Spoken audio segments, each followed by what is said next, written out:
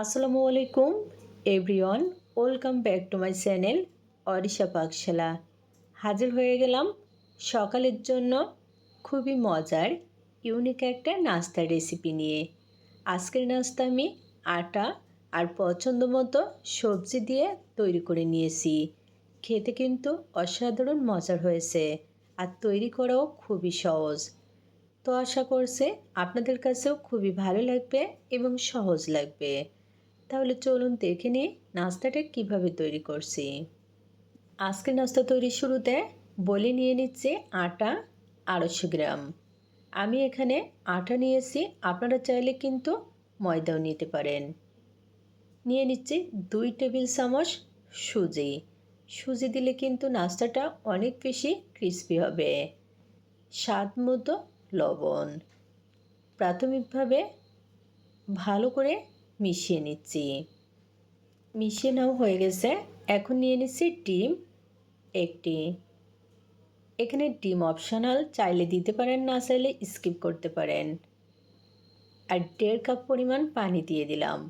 সবটুকু পানি একসাথে দেওয়া যাবে না, অল্প অল্প করে পানি দিয়ে একটা ঘন ব্যাটার তৈরি করতে হবে। ব্যাটার কিন্তু প্রাথমিকভাবে তৈরি হয়ে গেছে। যেহেতু এই ব্যাটারে সুজি দেওয়া, এর জন্য 5 মিনিটের জন্য রেস্টে রেখে দিলাম। 5 মিনিট পরে ফিরে এলাম। এখন কিন্তু ব্যাটার ভালোভাবে সেট হয়ে গেছে, তবে অনেকটা ঘন মনে হচ্ছে। এই জন্য আবারও 1 টেবিল চামচ পানি অ্যাড করে দিচ্ছি। ফাইনালি কিন্তু ব্যাটারটা রেডি। এখন নিয়ে নিচ্ছি 1 টেবিল চামচ পেঁয়াজ কুচি, পছন্দ মতো কাঁচামরিচ কুচি, 1 টেবিল চামচ টমেটো কুচি, হাফ টি টেবিল চামচ ভাজা জিরার গুঁড়া, হাফ টি টেবিল চামচ আস্ত জিরা, অল্প একটু কালো গোলমরিচের গুঁড়া, আর পরিমাণ মতো ধনিয়া পাতা কুচি। ধনিয়া পাতা কুচি দিলে কিন্তু নাস্তাটা খেতে অনেক বেশি টেস্টি হয়ে থাকে। এখন কিন্তু নাস্তার ব্যাটার পুরোপুরি রেডি। প্যানে হাফ টি টেবিল চামচ সাদা তেল দিয়ে দিচ্ছি। গরম হয়ে গেছে, ব্যাটার দিয়ে দিচ্ছি।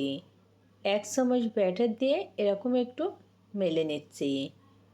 খুব বেশি মেলে পাতলা করার দরকার নেই। একটু মোটা হলে নাস্তাটা খেতে বেশি ভালো হবে। 2 মিনিট মতো ওয়েট করব। দেখুন উপরটা কিন্তু প্রায় শুকিয়ে এসেছে। এখন উল্টে নিচ্ছি।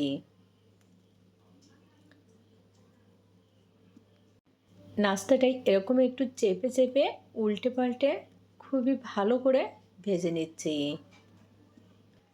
দেখুন 2 থেকে 3 বার উল্টে পাল্টে ভেজে নেওয়ার ফলে নাস্তায় কিন্তু দারুণ সুন্দর কালার চলে এসেছে, আর সেই সাথে খুবই ভালোভাবে ভাজা হয়ে গেছে। এখন নাস্তাটা তুলে নিচ্ছি।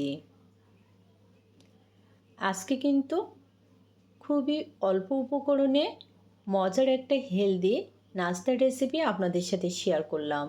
চাইলে কিন্তু সকালের জলখাবারের জন্য রেসিপিটা তৈরি করে নিতে পারেন। খেতে কিন্তু বেশ ভালোই হবে। তো আজকের মতোই এখানে বিদায় নিচ্ছি। আবারও দেখা হবে নতুন কোনো রেসিপি নিয়ে। সবাই ভালো থাকবেন। আল্লাহ হাফেজ।